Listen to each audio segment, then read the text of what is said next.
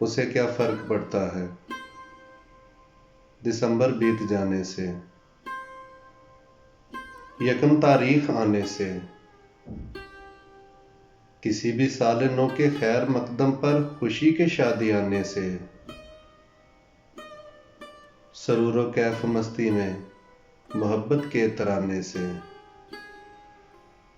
Club और होटलों में वहशियाना रक्स पर सौदाइयों के थरथराने से, उसे क्या फर्क पड़ता है। उसे तो हर गुजरता साल एक जैसा ही लगता है।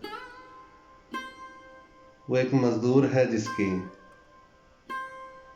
मुसलसल भूख और अफलास से अरसा से लंबी जंग जारी है,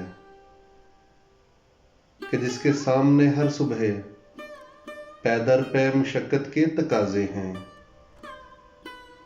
कड़ी मेहनत रियाजत जहद पहम उसका मसलक है। उसे क्या फर्क पड़ता है। कैलेंडर पर नए हिंसे की एक तारीख आने से, दिसंबर बीत जाने से, नया एक साल आने से, उसे क्या फर्क पड़ता है। दिसंबर बीत जाने से, नया साल आने से।